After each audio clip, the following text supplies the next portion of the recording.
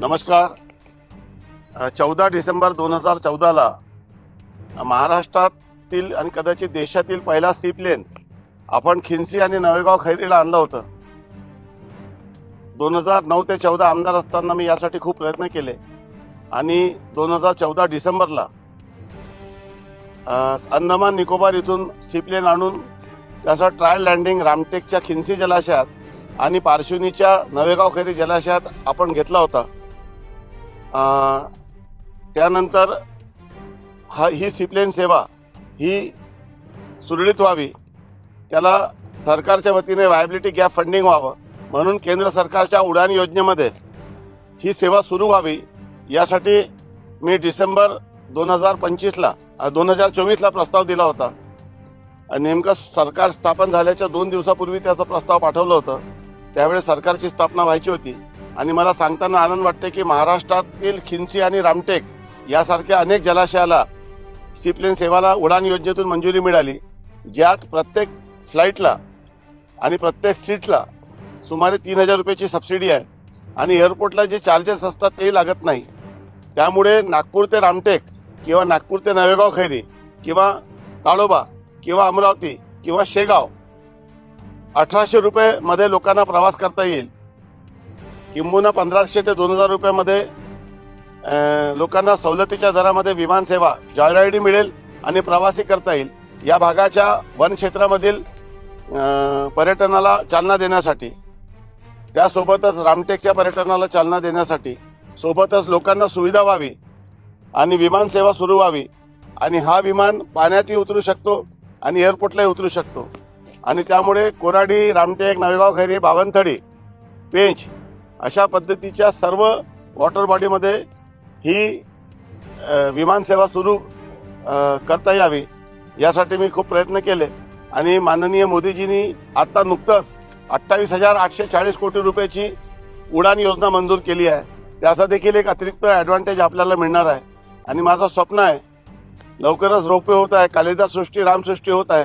आपली चित्रनगरीचं देखील PMC appoint झालेली आहे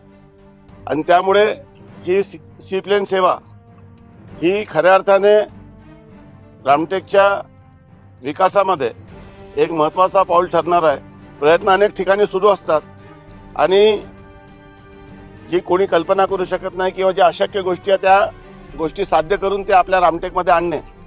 हा माझा उद्देश आणि हेतू आहे आणि मला विश्वास आहे की लोकांच्या आशीर्वादामुळे मला जे पद मिळालेलं आहे त्या पदाचा वापर करून रामटेकचा विकास हा मोठ्या प्रमाणात व्हावा आणि जी सेवा कुठे झाली नाही ती देखील सेवा आपल्या भागात सुरू व्हावी ही माझी मनापासूनची भावना आहे।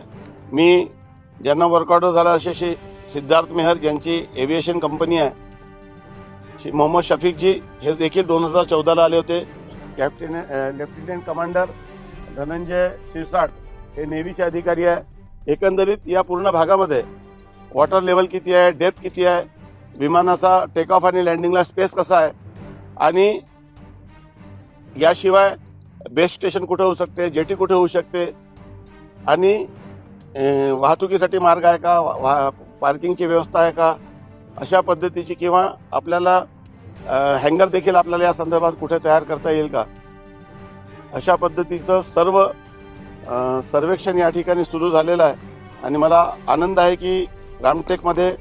आता 2 ते 3 दिवस सर्वेक्षण होणार आहे। त्यानंतर नवेगाव खैरी धरणाचं सर्वेक्षण होणार आहे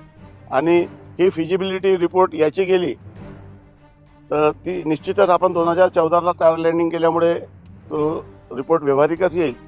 आणि आपलं जे चित्रनगरी आहे त्याचा देखील रिपोर्ट व्यावहारिक आणि सकारात्मक येईल असा मला विश्वास आहे आणि 1 तारखेला माननीय सुभाष घईसोबत माझी बैठक आहे। त्यांनी मला त्यांचा जो ट्रेनिंग इन्स्टिट्यूट आहे विस्लिंगवूड इथं मला एका कार्यक्रमात बोलवलेलं 1 तारखेला आणि त्यांना देखील इथल्या सर्व प्रकारचे ट्रेनिंग इथल्या लोकांना, स्थानिक लोकांना जे फिल्म सिटी आहे त्यामध्ये जेवढे काही इक्विपमेंट असतात त्याची ट्रेनिंग इन्स्टिट्यूट देखील इथं उघडावी अशी त्यांना मी विनंती करणार आहे आणि मला विश्वास आहे की आपल्या सर्वांच्या आशीर्वादामुळे जी शक्ती मला प्राप्त झाली आहे, प्रभू रामचंद्राच्या आशीर्वादाने जी शक्ती मला प्राप्त झाली आहे त्यातून हे सर्व गोष्टी करणं, अशक्य गोष्टी शक्य करणं मला शक्य होईल। सेवा सुरू करावी यासाठी राज्याचे मुख्यमंत्री माननीय देवेंद्रजी फडणवीस साहेब, आपले उपमुख्यमंत्री दोन्ही माननीय एकनाथजी शिंदे, अजितदादा पवार यांनी मला खूप सहकार्य केलं. MADCची VCMD आहे स्वाती पांडे यांनी देखील या सर्व कामामध्ये मला खूप सहकार्य केलं. त्यामुळे हे सर्व शक्य झालं. या सर्वांना मी मनापासून धन्यवाद देतो आणि त्यांचे आभार मानतो.